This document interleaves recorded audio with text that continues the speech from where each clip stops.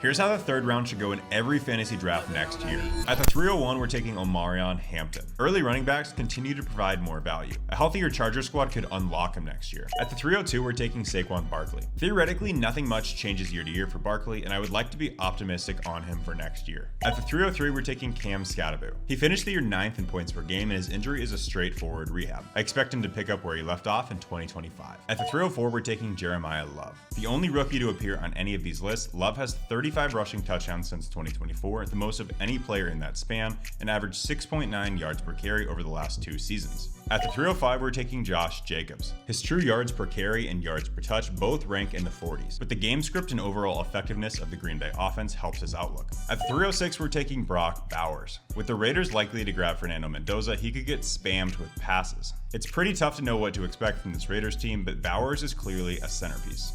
With the 307, we're taking Ladd McConkey. I don't have stats to back this one up. Sometimes you just need to trust your gut. A healthier Chargers team will let Ladd thrive again in 2026. At the 308, we're taking A.J. Brown. What started as an ugly season finished with A.J. Brown as wide receiver 9, but I'm not convinced it's going to get any better next year. Jalen Hurts is not a good enough passer to carry a wide receiver to another top 5 finish. At 309, we're taking Bucky Irving. Coming into 2025, there wasn't a player I faded more than Bucky Irving. I cited a likely regressed Bucs offense and an unsustainable 5.4 yards per carry as the main reasons. He showed flashes, but I think RB17 is a good place for Bucky.